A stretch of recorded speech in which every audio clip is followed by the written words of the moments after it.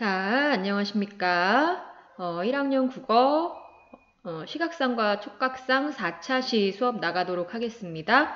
자, 지난 시간에는 여러분들 형성평가를 풀었는데요. 이번 시간은 형성평가 답을 맞추는 시간으로 하도록 하겠습니다. 지난 시간에 풀었던 문제에 대한 답을 이번 시간에 잘 맞춰주시기 바랍니다. 자, 먼저 1번 문제. 이 글에 대한 설명으로 가장 적절한 것은? 그랬습니다.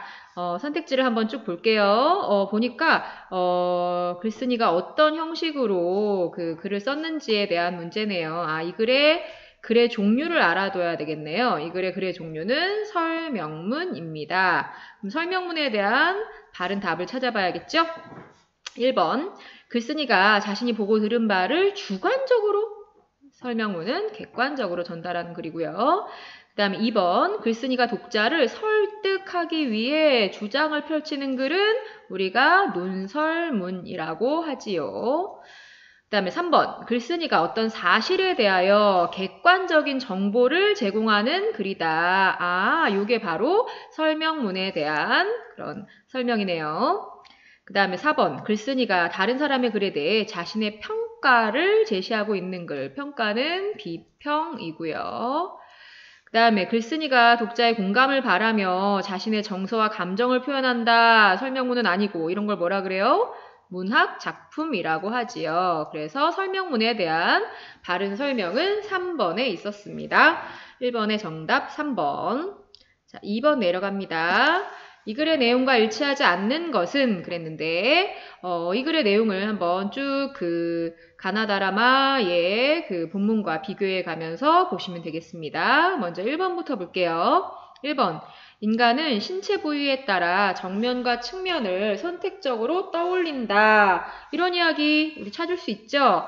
조금 위로 올라가 보면 나에 잠깐 보세요. 나에 보면 여기 얼굴과 다리는 측면, 가슴과 눈은 정면하고 정면과 측면에서 여러 가지 선택적으로 인간의 신체 부위에 따라 떠올리는 내용이 나와 있지요. 나에 나와 있고요.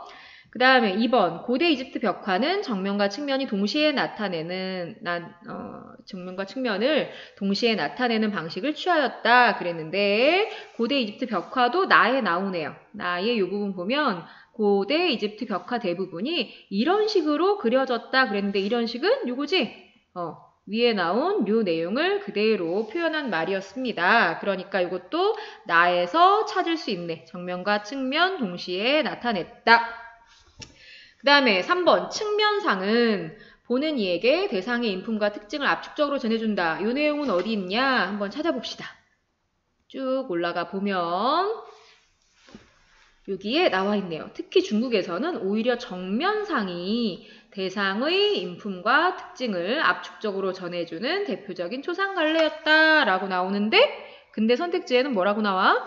3번에는 측면상은 하고 나왔으니까 이게 잘못됐네. 정면상은 보는 이에게 대상의 인품과 특징을 압축적으로 전해준다 라고 가해서 설명했었죠. 이 부분이 잘못된 걸 확인할 수 있었습니다.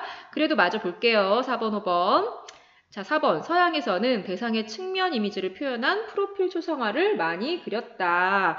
여기 바로 나오네요. 서양에서는 프로필을 많이 그렸는데 프로필은 그 측면을 표현한 거였죠. 다 부분에서 찾을 수 있었고요. 그 다음에 5번, 동서양 모두 정면상과 측면상을 한꺼번에 표현하는 부분 측면상이 발달하였다 그랬는데 이건 바로 라 부분, 동서양 모두 이 둘은 정면상, 측면상을 얘기하는 거예요. 한꺼번에 나타내는 부분 측면상을 발달시켰다라는 내용이 바로 라에 나와 있었습니다. 그래서 이 글의 내용과 일치하지 않는 것은 3번에 해당되네요. 3번이 정답. 자, 3번 문제 다시 나가도록 하겠습니다. 이 글을 읽는 중에 떠올릴 수 있는 생각으로 적절하지 않은 것은 그랬는데 이 글을 읽는 중이래. 읽는 중도 한번 생각해보자. 우리 시각상과 촉각상 글을 읽으면서 읽기 전에 어떻게 해야 되는지, 읽는 중에 어떻게 해야 되는지, 읽은 후에 어떻게 해야 되는지도 함께 공부를 했었습니다.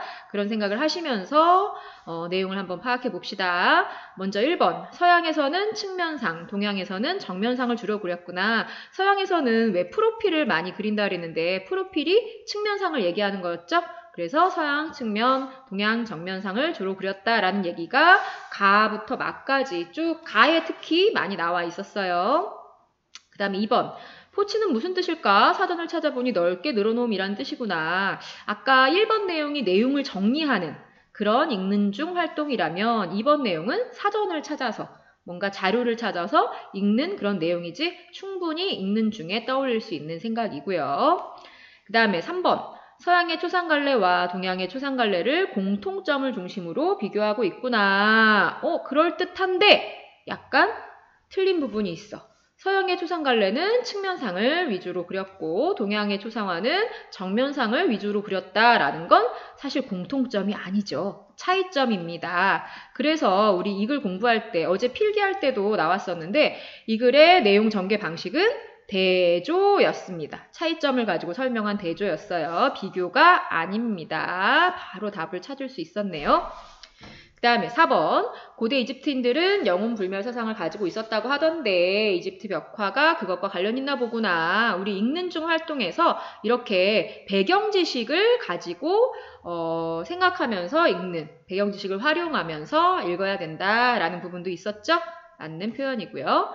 그 다음에 5번. 늪지로 사냥을 나간 네바문에 나타난 혼합 형식은 부위에 따라 먼저 떠오르는 대표적인 이미지면을 그리다 보니 그렇게 된 것이구나. 왜 이 그림에는 혼합 형식이 나왔을까라는 질문을 먼저 한 적이 있어요. 예지가. 그지? 그 질문에 대한 답을 생각하면서 질문을 먼저 하고 그 질문에 대한 답을 찾으면서 읽는 활동이 또 읽는 중 활동으로 타당한 내용이지요. 그래서 읽는 중 활동으로 다 타당하지만 내용 자체가 잘못됐기 때문에 3번을 답으로 하고 넘어가도록 하겠습니다. 자, 이번엔 4번. 가부터 마의 중심 내용으로 적절하지 않은 것 그랬네요. 자, 한번 내용을 봅시다. 1번. 가. 서양과 동양에서 성행한 초상갈래가 다른 이유에 대한 의문. 가의 제일 마지막 부분 보면 왜 이런 차이가 발생했을까? 라는 내용도 나와 있어요. 전체적인 내용이 이 내용 맞습니다. 한번 중심 내용을 정리해봤는데 바르게 정리했고요. 그 다음에 2번. 나. 두 개의 전형의 면을 가진 인간 그랬는데 얼굴과 다리는 측면, 가슴과 눈은 정면 이러면서 옆면과 앞면이 같이 나타나는 인간에게는 전형적인 면이 두 개 있다라는 내용으로 끝을 맺고 있어요. 그래서 이 내용으로 정리한 거 괜찮고요. 그 다음에 다의 내용은 서양에서 프로필이 많이 그려진 이유 그랬는데 다의 두 번째 줄 보시면 서양에서 프로필이 많이 그려진 것은 어쩌고저쩌고에 대한 설명이 나와 있습니다. 맞고요. 그 다음에 4번 라. 편의적 봉합 방식을 사용한 이집트 벽화 그랬는데 라의 마지막 문단도 쭉 편의적으로 봉합하는 방식으로 인간의 두 이미지면을 동시에 나타냈다 어쩌고저쩌고 하고 이집트 벽화에서 이런 내용이 나왔음을 정리하고 있습니다. 그 다음에 마지막 마. 이집트인들의 사후세계에 대한 인식 그랬네요. 사후세계에 대한 인식이 중심 내용인가 한번 살펴보니까 잠깐 요거에 대한 설명을 하기 위해 마로 가볼게요.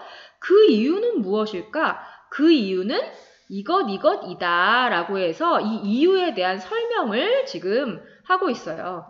왜 그런 상황이 나타났는지. 어떤 이유? 그 이유는 바로 앞에 있었겠지. 정면과 측면을 신체 부위에 따라 편의적으로 봉합하는 방식이 나오는데 그래서 인간이 두 이미지면을 동시에 나타냈는데 그 이유는 뭘까에 대한 설명이 나와 있는 거야. 그래서 5번의 내용은 마의 내용은 이집트인들의 사후 세계에 대한 인식이 아니라 지금 편의적 봉합하는 방식으로 사용한 이집트인들이 이집트 벽화에서 고대 이집트 벽화에서 편의적으로 봉합하는 방식으로 그렇게 표현한 이유에 대한 그런 설명이 나와 있었던 게 중심 내용입니다. 그러니까 이집트인들의 사후 세계에 대한 그냥 인식 그 자체는 중심 내용이 아니지요. 그래서 답은 5번이 되는 겁니다. 마지막 5번 문제. 인간이 경쟁적 이미지면을 동시에 가지는 까닭을 나에서 찾아 유거절로 쓰시오 그랬는데 나에서 한번 찾아봅시다. 자, 두 가지 측면이 다 나와 있다라는 얘기가 나왔는데 앞면이 먼저 떠오르기도 하고 그 다음에 옆면이 먼저 떠오르기도 하고 왜 그랬냐 보니까 네 발로 지상을 걸어 다닐 때는 옆면이 중요했겠지만 진화를 해서 두 발로 걸어 다녔더니 옆면과 앞면이 동시에 대표적인 면이 된 것이다. 근데 육어절로 쓰려니까 이거 전체를 쓰기는 너무 길잖아요. 육어절로 찾아보면 마지막에 우리에게는 1어절, 전형에 2어절, 면이 3어절, 두 4어절, 개 5어절, 있다 6어절. 딱 6어절로 답이 나오네요. 그러므로 라고 정리해준 부분, 뒷부분을 쓰시면 되겠습니다. 우리에게는 혹은 인간에게는 이렇게 쓰셔도 돼요. 제가 여기 다시 안 쓸 테니까 나의 제일 마지막 문장 참고로 해서 답을 적어 놓으시기 바랍니다. 인간에게는 전형의 면이 2개 있다 라는 2개 있기 때문에 이런 식으로 적어 놓으셔도 되고요. 6어절로 맞춰서 적어 놔야 되니까 2개 있다 라고 적어 놓으시면 될 것 같습니다. 나의 제일 마지막 줄에서 찾아보세요. 참고로 지금은 주관식 문제가 있는데요. 우리 중간고사에서는 주관식 문제 없다고 얘기했습니다. 자, 6번 내려가 봅시다. 이 글에서 알 수 있는 내용이 아닌 것은 그랬는데 얘들아 이거 문제 풀다 보니까 미술의 정이 안 나타나는데 미술의 정이라고 나왔죠. 이거 그냥 문제를 조금 바꿀게요. 미술의 의 정도로 조금 바꾸겠습니다. 이렇게 하면 답을 찾기가 더 쉬울 거예요. 일단 1번 미술의 의의 어디서 찾을 수가 있느냐? 마 부분에서 찾을 수가 있습니다. 흔히 미술을 공간예술이라고 하지만 미술은 이러이러한 표현하는 다양한 조형 형식의 의존에 표현하는 예술이다 라는 게 미술의 의의였죠. 마 부분에서 미술의 의의를 찾아볼 수 있었으니까 나와 있고요. 그 다음에 2번 미술의 1차적 기능은 어디서 찾아볼 수 있느냐? 저 위에 다 부분 올라가 볼게요. 보면 여기에 미술의 1차적 기능이 있다라는 표현이 나와 있습니다. 보이는 것을 재현하는 것 이전에 아는 것을 전달하는 데 1차적 기능이 있다라고 답이 나와 있으니까 찾을 수 있고요. 그 다음에 3번 서양 미술의 표현 특성이라고 나오는데 이것도 바로 찾을 수 있습니다. 나의 마지막 부분 보시면 쭉 올라갈게요.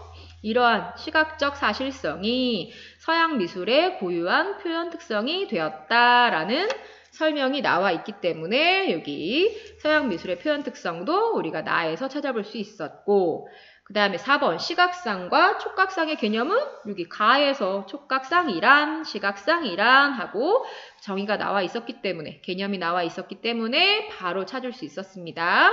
마지막 5번 글쓴이가 미술을 공간 예술이라고 부르는 까닭이라고 했는데 글쓴이가 미술을 공간 예술로 부른 거였어요? 마 부분 첫 번째 문장 봅시다. 흔히 미술을 공간 예술이라고 하지만 나는 그렇게 생각하지 않고 이렇게 생각한다 라는 내용이 나왔죠. 이건 글쓴이가 이렇게 했다는 게 아니라 다른 사람들이 미술을 공간 예술이라고 부른다 라는 내용이었어요.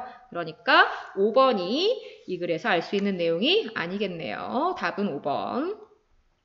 7번 문제 내려갑니다.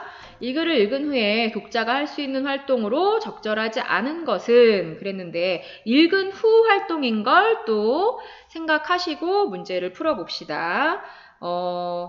읽은 후 활동 중에 43페이지에 3번 문제에 이거에 대한 내용이 나와 있으니까 교과서 43페이지 참고로 하시면 더 좋을 것 같아요. 47페이지에도 정리가 되어 있네요. 그러니까 교과서 43페이지 3번 문제나 47페이지에 정리된 내용 가지고 다시 한번 살펴보시는데 그냥 풀어도 사실 답은 나와요. 읽은 후에 활동하는 거. 중심 내용 읽은 후에 파악할 수 있겠지. 그지? 생략된 내용이나 글쓴이의 의도를 추론, 미리 생각해보는 거죠. 추측해보고 한번 미리 생각해보는 건데 읽은 후에 미리 생각해볼까?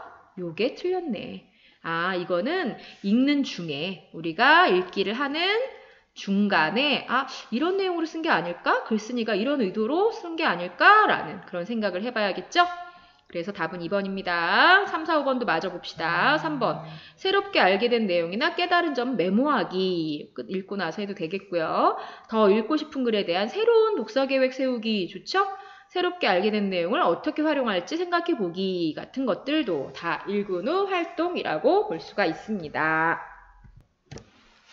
자, 이어서 또 8번 나가 보십시다. 8번 문제는 우리 교과서 42페이지 2번 문제와 완전 똑같아요. 그러니까 42페이지의 2번 문제를 참고하셔서 답을 써보시면 될 것 같고요. 그 다음에 47페이지에 읽기 목적에 따른 읽기 방법도 나와 있으니까 두 가지 다 참고하셔서 보시면 더 좋을 것 같아요. 일단 42페이지에 나와 있는 답 그대로 읽어드리면 가족여행 중 기차 안에서 시간을 보내기 위한 목적으로 글을 읽을 때는 처음부터 끝까지 빠르게 읽으며 글 전체를 대강 살피되 흥미가 가는 부분은 자세히 읽는다라고 답이 나와 있어요. 그래서 그걸 적어 놓으시면 될 것 같아요.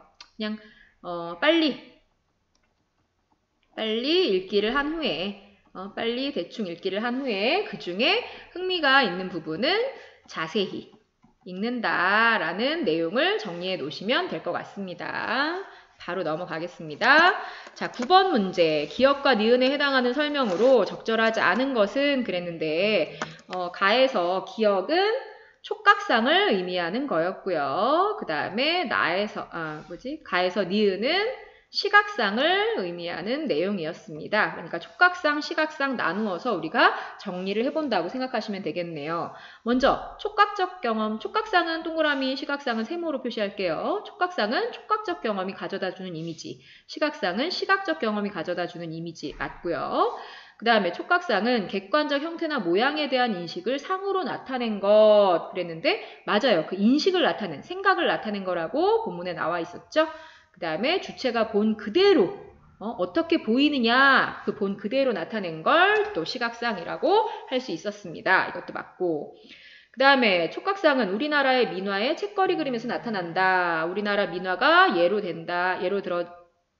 우리나라 민화를 예로 들었던 거 맞고요. 그 다음에 시각상은 여러 가지 유럽 미술에서 나타났다라는 예도 들 수 있었습니다. 그 다음에 고대 이집트 벽화에서 높은 사람, 그 다음에 평범한 사람 이렇게 나눴을 때 어디가 촉각상이고 어디가 시각상이었어요? 기억나시죠? 파라오나 귀족들의 그림 이렇게 높은 그 귀족층에 대한 그림은 우리가 촉각상으로 나타냈고 그다음에 평범한 농부나 무의를 그린 그림은 시각상으로 나타냈었죠. 그러니까 여기가 뒤바뀌어 있네. 4번이 적절하지 않은 부분이었고요. 마지막 영원한 질서의 대변자이자 영생을 약속받았다라는 내용 촉각상에서 볼 수 있는 내용이었고 그냥 순간 찰나의 대상이자 그 멸망하는 필멸의 운명임을 드러내는 건 시각상에 대한 내용이었습니다. 그래서 쭉 한번 나누어서 설명을 해봤는데 4번 내용만 틀린 걸 알 수가 있었네요. 정답 4번. 자, 10번 A의 이유로 가장 적절한 것은 그랬는데 A 부분 제가 읽어드릴게요. 촉각상은 시각상에 비해 이런 진리의 전달에 보다 유리한 이미지다. 왜? 1번 추상적인 내용을 전달하기 쉽기 때문에 2번 오늘날 이집트인들의 사상이 담겨있기 때문에 3번 촉각적 사실성의 의지의 대상을 표현하기 때문에 오늘날의 촉각상을 위주로 해서 그림을 그리기 때문에 사물의 객관적 형태나 모양에 대한 인식을 상으로 나타낸 것이기 때문에 뭐예요? 답은 이거죠? 5번. 뭔가 그 생각, 그 사물의 어떤 그 사물에 대한 그냥 본 그대로 나타내는 게 아니라 그 어떤 인식을 나타내는 거기 때문에 인식이나 생각을 나타낸 것이기 때문에 그래서 진리의 전달에 보다 유리하다라는 표현이 나와 있었습니다. 그래서 답은 10번에 5번이 되겠어요. 자, 11번 마저 나가도록 하겠습니다. 이 글에 대한 설명으로 적절하지 않은 것 그랬는데 이 글에 대한 여러분들 다 공부했으니까 알 거예요. 사례를 제시했다. 예시의 설명 방법을 사용한 거 맞고요. 그 다음에 문답의 형식을 활용했다 그랬는데 왜 어떤 차이가 발생한 것일까? 사람은 어떤가? 이유는 무엇일까? 이렇게 물어보고 대답하는 형식 나와 있었습니다. 그 다음에 어떤 사실에 대하여 객관적인 정보를 제공했다. 이거 설명문이라고 얘기했고요. 대상의 개념 정립 과정을 시간의 순서에 따라 설명하고 있다 그랬는데 시간 순서가 여기 나와 있지는 않아요. 그 다음에 5번 예시를 통해서 내용을 뒷받침했다라는 것도 맞습니다. 답은 4번 부분이 되겠네요. 11번의 정답은 4번. 그 다음에 12번 이 글을 읽기 전에 할 수 있는 활동.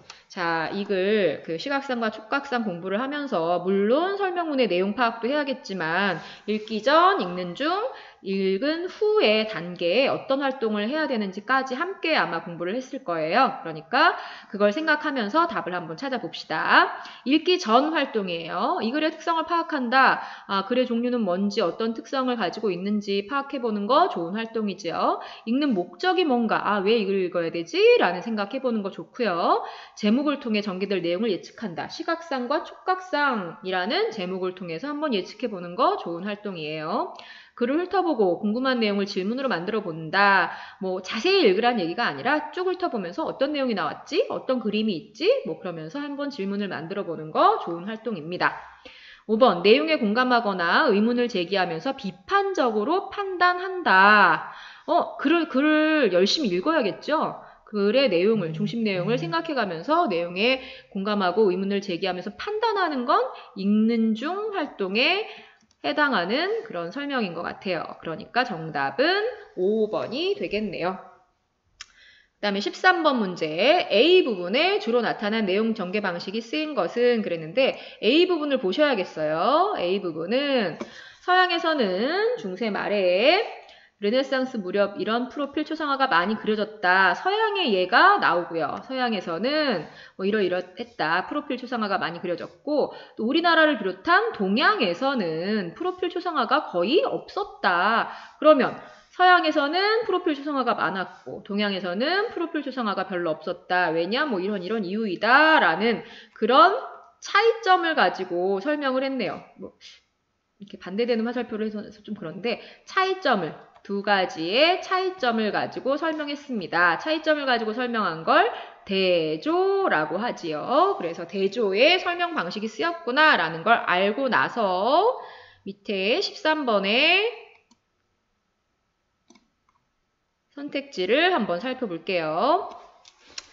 자, 1번 음성 언어는 금방 사라지지만 문자 언어는 영구적으로 보존이 가능하다. 음성 언어와 문자 언어의 차이점을 가지고 설명을 했습니다. 아까 차이점을 가지고 설명하는 거 뭐라고 그랬어요? 대조라고 얘기했죠? 바로 답을 찾을 수 있었네.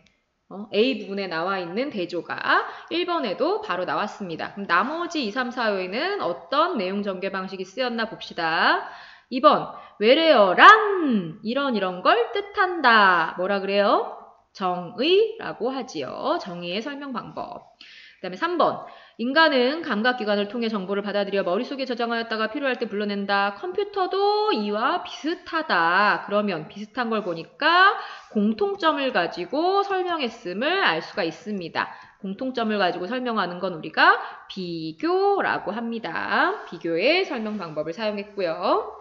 그 다음에 4번 우리 민족이 예로부터 음악을 좋아한 민족이었음은 생활 습속만 보더라도 알 수 있는데 논에 모를 심을 때, 김을 맬 때, 손발을 맞추기 위해서 노래를 했다 뭐 이래서 노래를 한 그 예가 쭉 나오고 있죠. 그래서 잠깐만 펜이 또 안 나오네. 그래서 여기는 예를 들어서 설명한 예시에 해당이 되겠고요. 그 다음 5번 밤중을 지난 무렵인지 죽은 듯이 고요한 속에서 짐승 같은 달의 숨소리가 손에 잡힐 듯이 들리며 뭐뭐 듯이 뭐뭐 인양 뭐 이런 표현이 쓰이면 여기도 뿌린 듯이 뭐 이러면서 나오지. 이런 건 비유하기 중에 특히 직유법이라고 부르는 표현 방식이었죠. 그죠? 뭐뭐 같이, 뭐뭐처럼, 뭐뭐듯이, 뭐뭐인양 이런 표현 방법은 우리가 직유법이라고 부르는데 어쨌든 내용 전개 방식은 직유, 은유 뭐 이런 표현 방식을 비유라고 하니까 비유의 표현 방식이 쓰였다라고 보시면 되겠습니다. 그래서 정답은 13번의 1번이 되겠습니다. 자, 이어서 14번. 기역에 대한 설명으로 적절하지 않은 것은 그랬는데 기역은 늪지로 사냥을 나간 네바문 그림이었어요. 고대 이집트 벽화 중 하나다? 맞고 해부학적으로 불가능한 구성을 취하고 있다. 여기서부터는 그 본문을 좀 살펴봅시다. 자, 여기 다 부분에 있는데요. 고대 이집트 벽화인 늪지로 사냥을 나간 네바문이라고 나오는데 선택지 2번에 해부학적으로 불가능한 구성을 취하고 있다. 해부학적으로 불가능한 구성 혹은 자세지만 라는 내용이 나와 있으니까 2번의 내용을 여기서 찾을 수 있고 그 다음에 3번 얼굴과 다리는 정면상을, 가슴과 눈은 측면상을 보여준다 라고 선택지에 나와 있었는데 비슷한 부분 찾아볼까요? 얼굴과 다리는 측면, 가슴과 눈은 정면. 얘들아 어때? 거기 14번 선택지에 나와 있는 거랑 반대지 않니? 여기 14번 봐봐. 얼굴과 다리는 정면, 가슴과 눈은 측면이라고 그랬지. 근데 본문에 나와 있는 걸 보니까 얼굴과 다리는 측면이고요. 가슴과 눈은 정면이라고 나와 있네요. 그러니까 이게 뒤바뀌었네. 그지? 얼굴과 다리는 측면이고 가슴과 눈은 정면이라고 나와 있기 때문에 두 가지가 뒤바뀐 걸 알 수가 있습니다. 그래서 틀린 답은 3번이 되겠습니다. 바로 이 부분에서 3번이 틀렸구나라는 걸 찾아볼 수 있었습니다. 마저 찾아볼게요. 4번의 내용은 어디 있나? 인간은 경쟁적 이미지면을 동시에 갖고 있음을 보여준다. 여기 바로 있네. 두 개의 경쟁적 이미지면을 동시에 가지고 있다라고 4번의 내용 찾을 수 있고, 그 다음에 5번 부위에 따라 떠오르는 대표적인 이미지를 그리다 보니 혼합 형식을 띠게 된 것이다. 그래서 어쩌고 저쩌고 하고 이 혼합 형식 어쩌고 저쩌고 하는 부분이 나와 있지요. 그래서 5번의 내용도 우리가 확인해 볼 수 있어서 나머지 다 본문에서 확인할 수 있었습니다. 그래서 정답은 3번이라는 걸 알 수가 있었고요. 15번 문제 내려갈게요. 글의 문맥을 고려할 때 라의 바로 앞에 나올 내용으로 가장 적절한 것은 그랬어요. 이것도 라를 한번 봐야겠죠? 라를 보시면 그 이유는 무엇일까? 라는 걸로 시작을 하는데 이 내용을 보자. 이집트의 벽화에 대한 내용이 나오는데 이집트 벽화가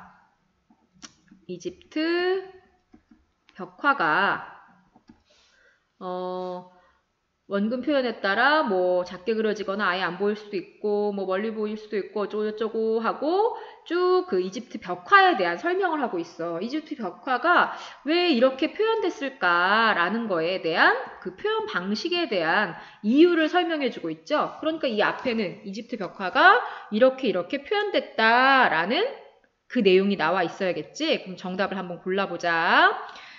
글의 문맥을 고려할 때 이집트 벽화에는 이런 그 표현 방식이 나와 있구나 라는 내용을 한번 찾아보자. 1번 동서양에서 모두 부분 측면상 이거 아니고 2번 서양에서 프로필이 많이 그려진 이유 아니죠. 3번 인간은 경쟁적 이미지면을 동시에 가진다는 내용 아니었고요. 4번 고대 이집트인의 사후세계에 대한 인식을 밝히는 내용이 아니라 이집트 벽화의 표현 방식과 관계되는 내용이어야 돼. 그러니까 답은 5번이 될 수밖에 없죠. 고대 이집트 벽화 이 그림에서 이런 정면상과 측면상을 함께 나타냈다라는 이런 표현 방법이 나타났다라는 거에 대한 이유를 라에서 밝히고 있었습니다. 그러니까 답은 5번이 되겠네요. 자, 16번부터 나와 있는 그 글은요, 우리 교과서 45페이지 생각 펼치기에 나와 있었던 지문입니다. 생각 펼치기도 한번 간단하게 그냥 답만 풀어볼게요. 16번, 가와 나에 대한 설명으로 적절하지 않은 것은 우리가 45페이지 보시면 아시겠지만 가는 자동차 중심의 이런 어떤 문화에 대한 그런 그 논설문에 해당이 되는 거고요. 그 다음에 나는 독서 활동이 어떤 의의가 있는지 자기 어린 시절 경험을 얘기한 수필에 해당되는 글입니다. 그러니까 가는 논설문, 나는 수필이구나 라는 내용을 좀 기본적으로 알고 보시면 좋을 것 같아요. 가는 오늘날의 자동차 문화에 대한 비판의식을 드러내고 있다. 그래요. 오늘날 너무 자동차들이 많아서 그 보행자가 안심하고 이동할 수가 없다. 뭐 이런 내용이 나와 있죠.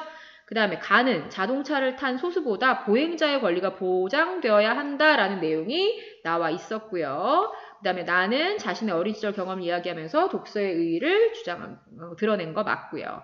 나는 가에 비해 허구적이고 비사실적인, 야 나가 수필이라 그랬는데 비사실적이고 허구적인 내용이야? 아니지. 나는 오히려 자기의 경험에서 우러나온 진짜 있었던 이야기를 쓴 거였습니다.